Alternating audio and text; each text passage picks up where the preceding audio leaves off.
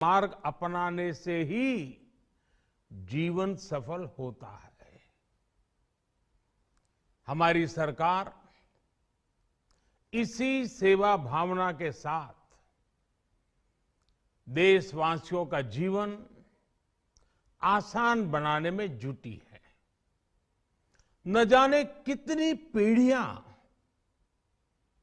जिन सपनों को सच होते देखना चाहती थी, भारत आज उन सपनों को पूरा करने का भरपूर प्रयास कर रहा है। साथियों, अपने 5 दशक के सार्वजनिक जीवन में मैंने किसानों की परेशानियों को, उनकी चुनौतियों को बहुत करीब से देखा है, महसूस किया है।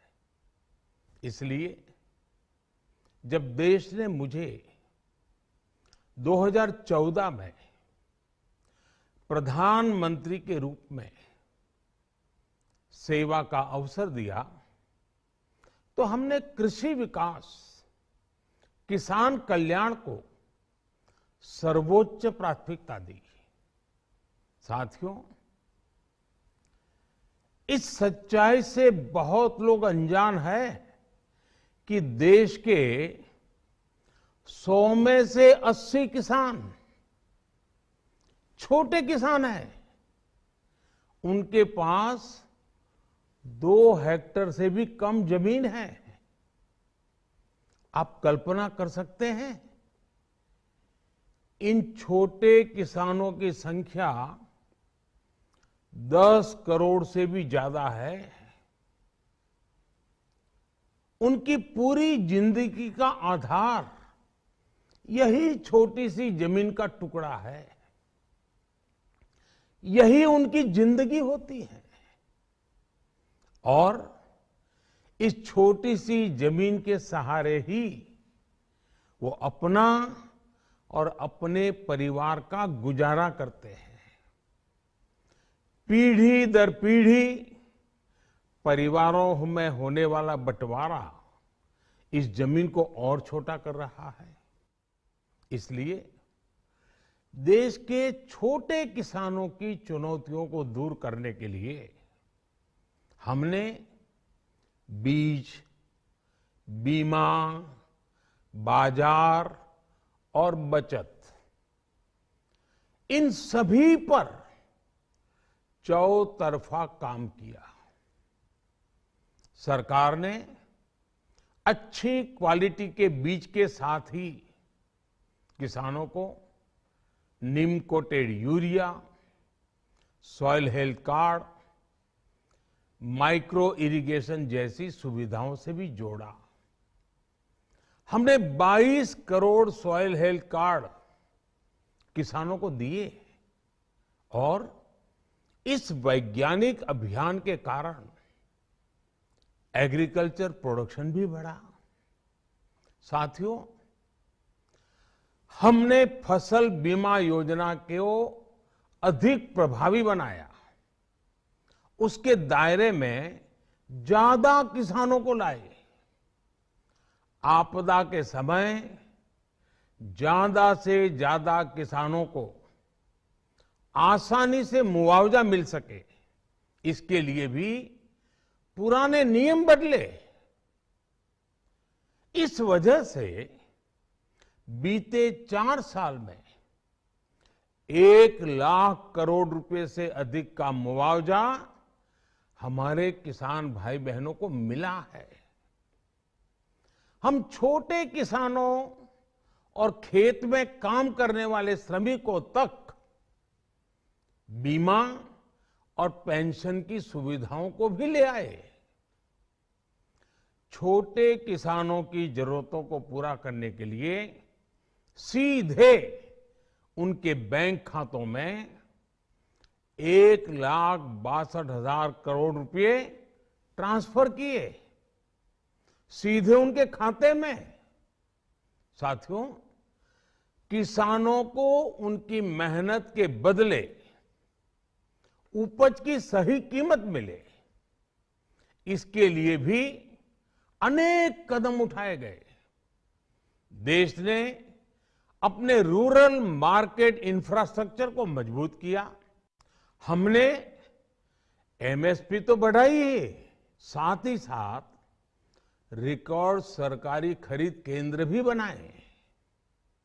हमारी सरकार द्वारा की गई उपज की खरीद ने पिछले कई दशकों के रिकॉर्ड तोड़ दिए हैं। देश की 1000 से ज्यादा मंडियों को ई नाम योजना से जोड़कर हमने किसानों को कहीं पर भी अपनी उपज बेचने का एक प्लेटफॉर्म दिया और इसके साथ ही देश भर की कृषि मंडियों के आधुनिकीकरण पर भी हमने करोड़ों रुपए खर्च किए। साथियों, आज केंद्र सरकार का कृषि बजट पहले के मुकाबले 5 गुना बढ़ गया है। हर वर्ष 1.25 लाख करोड़ रुपए से अधिक कृषि पर खर्च किए जा रहे हैं। 1 लाख करोड़ रुपए के एग्रीकल्चर इंफ्रास्ट्रक्चर फंड के माध्यम से गांव और खेत के नजदीक भंडारण, इसकी व्यवस्था, कृषि उपकरण जैसी अनेक सुविधाओं का विस्तार, ये सारी बातें तेजी से हो रही है। छोटे किसानों की ताकत बढ़ाने के लिए 10,000 एफपीओ किसान उत्पादक संगठन बनाने का अभियान भी जारी है। इस पर भी करीब 7,000 करोड़ रुपए खर्च किए जा रहे हैं। माइक्रो इरिगेशन फंड के आवंटन को भी 2 गुना करके 10,000 करोड़ रुपए कर दिया गया है। हमने क्रॉप लोन भी 2 गुना कर दिया, तो इस वर्ष 16 लाख करोड़ रुपए हो जाएगा। अब पशुपालकों को मछली पालन से जुड़े हमारे किसानों को भी किसान क्रेडिट कार्ड का लाभ मिलना शुरू हो गया है। यानी हमारी सरकार किसानों के हित में हर संभव कदम उठा रही है, लगातार एक के बाद एक नए कदम उठाती जा रही है। किसानों की आर्थिक स्थिति सुधरे, उनकी सामाजिक स्थिति मजबूत हो, इसके लिए पूरी ईमानदारी से काम कर रही है। साथियों, किसानों की स्थिति को सुधारने की इसी महाअभियान में देश में 3 कृषि कानून लाए गए थे। मकसद ये था कि देश के किसानों को, खासकर छोटे किसानों को और ताकत मिले, उन्हें अपनी उपज की सही कीमत और उपज बेचने के लिए ज्यादा से ज्यादा विकल्प मिले। बरसों से ये मांग देश के किसान, देश के कृषि विशेषज्ञ, देश के कृषि अर्थशास्त्री, देश के किसान संगठन लगातार कर रहे थे। पहले भी कई सरकारों ने इस पर मंथन भी किया था। इस बार भी संसद में चर्चा हुई, मंथन हुआ और ये कानून लाए गए।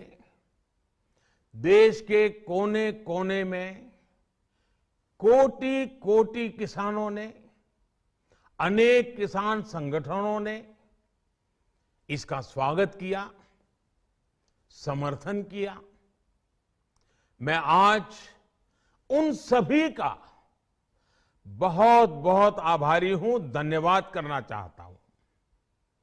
साथियों, हमारी सरकार किसानों के कल्याण के लिए, खासकर छोटे किसानों के कल्याण के लिए, देश के कृषि जगत के हित में देश के हित में, गांव गरीब के उज्जवल भविष्य के लिए पूरी सत्यनिष्ठा से, किसानों के प्रति पूर्ण समर्पण भाव से, नेक नियत से ये कानून लेकर आई थी। लेकिन इतनी पवित्र बात, पूर्ण रूप से शुद्ध किसानों के हित की बात, हम अपने प्रयासों के बावजूद कुछ किसानों को समझा नहीं पाए। भले ही किसानों का एक वर्ग ही विरोध कर रहा था, लेकिन फिर भी ये हमारे लिए महत्वपूर्ण था। कृषि अर्थशास्त्रियों ने, वैज्ञानिकों ने, प्रगतिशील किसानों ने भी उन्हें कृषि कानूनों के महत्व को समझाने का भरपूर प्रयास भी किया। हम पूरी विनम्रता से, खुले मन से उन्हें समझाते रहे। अनेक माध्यमों से व्यक्तिगत और सामूहिक बातचीत भी लगातार होती रही। हमने किसानों की बातों को, उनके तर्क को समझने में भी कोई कोर कसर बाकी नहीं छोड़ी। कानून के जिन प्रावधानों पर उन्हें ऐतराज था, सरकार उन्हें बदलने के लिए भी तैयार हो गई। 2 साल तक हमने इन कानूनों को सस्पेंड करने का भी प्रस्ताव दिया। इसी दौरान ये विषय माननीय सर्वोच्च न्यायालय के पास भी चला गया।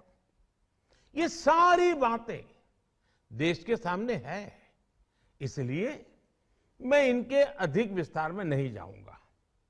साथियों, मैं आज देशवासियों से क्षमा मांगते हुए सच्चे मन से और पवित्र हृदय से कहना चाहता हूं कि शायद हमारी तपस्या में ही कोई कमी रही होगी, जिसके कारण